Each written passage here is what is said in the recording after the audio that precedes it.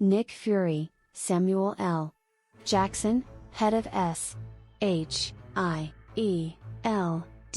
Key Country Mediation, Implementation, and Planned Operations Division, shows up at S.H.I.E.L.D base camp beyond Sante Fe, New Mexico, during a clearing. The Tesseract, an energy wellspring of obscure potential, has initiated. It opens a gateway through space, and the banished Norse god Loki, Tom Hiddleston, ventures through, conveying an unusual lance with a blue gleaming tip. Loki takes the Tesseract and utilizations the lance to assume command over the personalities of a few safeguard staff, including Dr. Erik Selvig, Stellan Skarsgård, and Specialist Clint Hawkeye Barton, Jeremy Renner, to help him in his escape. Safeguard staff haul out of their base when an energy flood from the Tesseract makes the ground underneath the base break down and obliterating it. A short quest for Loki neglects to catch him. In light of the assault, Nick Fury gives a highly sensitive situation, telling his top specialists Phil Coulson, Clark Gregg, Natasha Romanoff, Scarlett Johansson, and Maria Slope, Kobe Smulders, that they are all the way out of choices.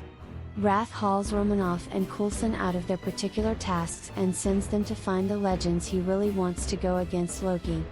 Romanoff is found in Eastern Europe grilling suspects, and Coulson pulls her off the task and sends her to find the large person, Bruce Flagg, Imprint Ruffalo, otherwise known as the Fantastic Mass.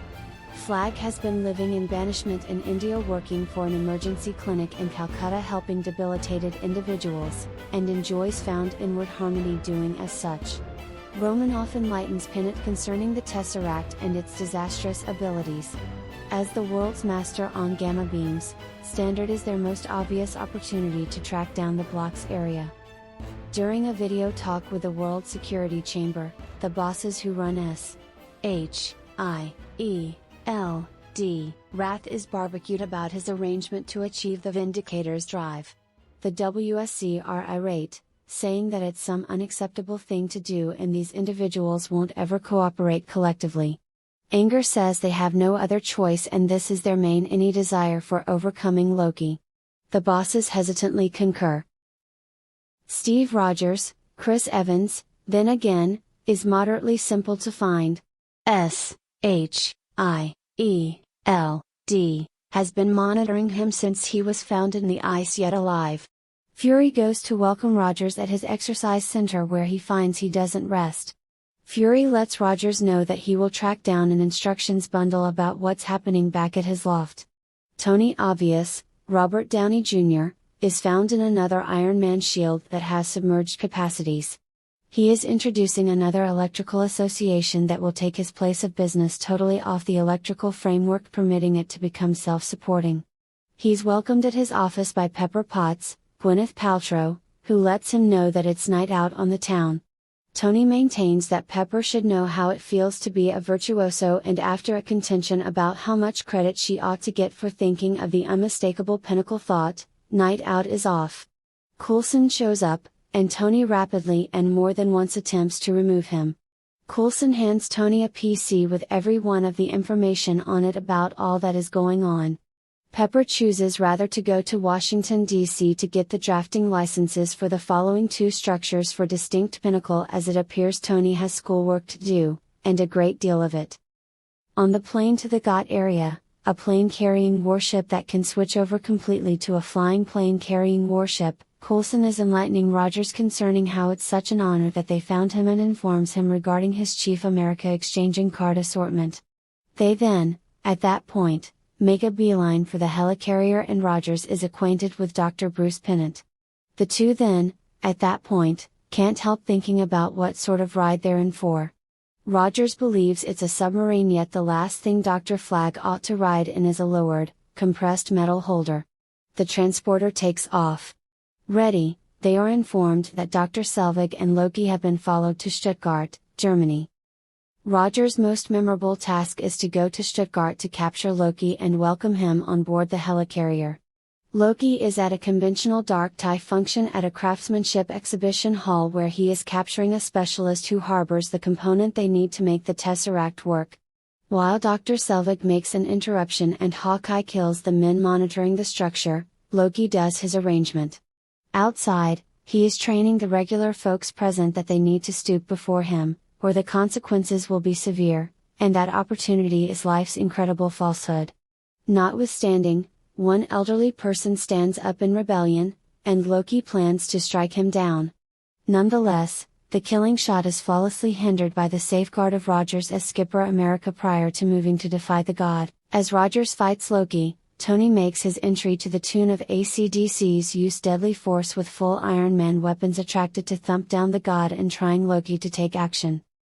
Loki rapidly gives up when the two legends show up, and keeping in mind that being traveled to the cutting-edge jail on board the helicarrier, the plane experiences a lighting storm. Rogers inquires as to whether he's anxious about lighting, however Loki lets him know not the lightning he's anxious about. It follows. Thor, Chris Hemsworth, Loki's stepbrother and the Norse Lord of Thunder, shows up and endeavors to catch Loki so Loki can confront Asgardian equity for his violations, which will be more compelling than Earth's. However, Thor gets into a battle with Rogers and Tony. The battle closes in an impasse. Ultimately, Loki is taken to the helicarrier and set in a glass cell intended to hold the mass. Fierceness makes sense of that, assuming Loki endeavors to escape, even by simply breaking the glass, a shaft will open underneath him and he'll plunge to Earth and perhaps be killed. On board the plane-carrying warship, the completely collected Justice Fighter's crew is being informed by Rage about their thought process will potentially occur straight away. Loki is in jail and is questioned by Specialist Romanoff. Tony Obvious shows up and it appears to be the only one of the gathering he truly coexists with as Bruce Flagg. While leading investigations on Loki's staff, Obvious attempts to aggravate Flagg so he can Observer Standard's popular party stunt, Reed, transforming into the staggering mass. Flagg winces and afterward starts telling about how he's been not able to completely outfit his capacities and that he endured despondency after the mishap. That is the reason he moved to Calcutta, as aiding individuals gives his life meaning. The Vindicators, presently united, contend and think over how to move toward Loki and the disclosure that Safeguard intends to bridle the Tesseract's ability to foster weapons, a revelation made by Rogers. Wrath concedes that the occasions in New Mexico a year prior, described in Thor, 2011, made Safeguard mindful of different races on different universes, some of whom might consider Earth to be an obvious objective. Thor is seen getting some information about what has been going on with Jane Cultivate. Coulson lets him know that S.H.I.E.L.D. has set her in their observer security program and that she's in a protected zone in London. The choice was made to create weapons with the Tesseract for prevention. As the gathering contends, Clint, Barton and Loki's head specialist assault the helicarrier, crippling one of its motors in flight. While Obvious and Rogers endeavor to restart the harmed motor, Romanoff attempts to forestall drive Flagg from transforming into the mass and annihilating the boat from inside. Her endeavor falls flat and she's pursued through the boat until Thor takes up the fight to conciliate the monster and figures out how to fell him momentarily with a hit from his sledge, Mjolnir. While battling Barton, Romanoff pummels him into a gatekeeper rail, and the hit to the head breaks Loki's brain control.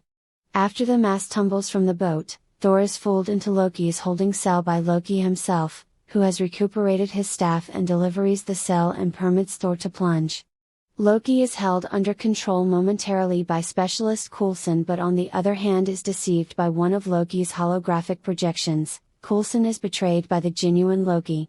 Coulson later shoots Loki with an impact from an unidentified weapon, one that outfits the force of the destroyer.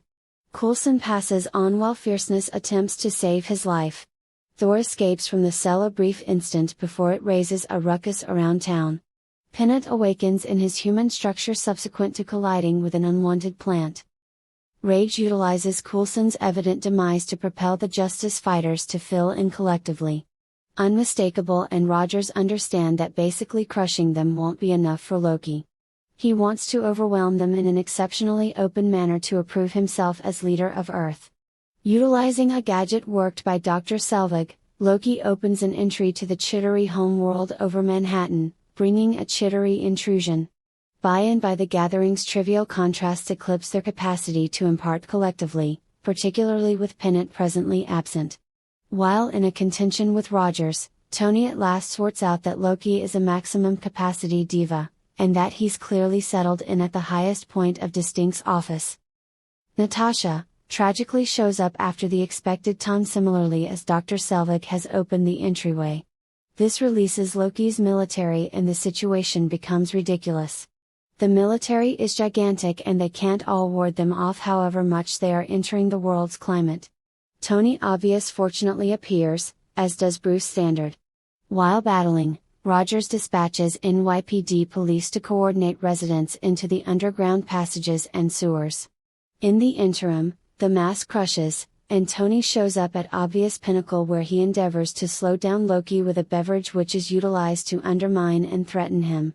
As that is going on, Tony has Jarvis set up a being worked on variant of Iron Man called MK-18 which is contained in a monster box coded explicitly for Tony and has progressed weapons capacities. Loki won't participate, saying the annihilation will go on however long the residents of Earth don't get that they should be controlled by him. Loki endeavors to assume command over Distinct by utilizing his staff on his heart to control his psyche, however it bombs thanks to Tony's to some degree dependable circular segment reactor that keeps him alive. The Justice Fighters rally with regards to New York, however immediately arrive at the resolution that they will be overpowered as many rushes of Chittery slide upon Earth. With assistance from the changed Barton, Rogers and Thor clear regular folks while Dr. Flag changes into the mass and pursues Loki, beating him into accommodation in Tony Distinct's penthouse.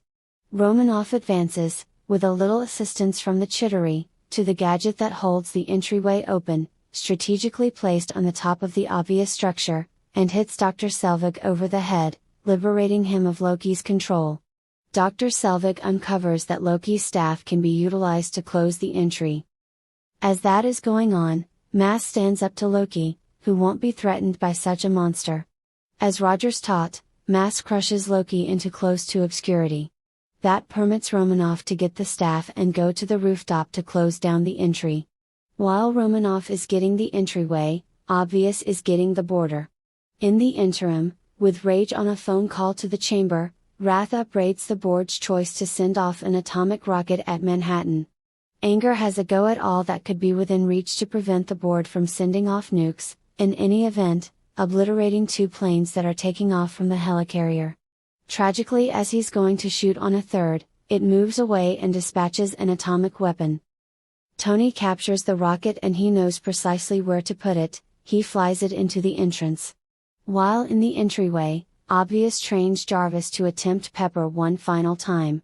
Tragically the call flops as Pepper is on a plane and stuck to the television with other Distinct businesses leaders. Tony dispatches the nuke at the Chittery mothership, totally obliterating the intrusion. Every one of the attacking outsiders break down and are delivered futile. Obvious sees the nuke go similarly as he runs out of oxygen and tumbles to what has all the earmarks of being sure destruction.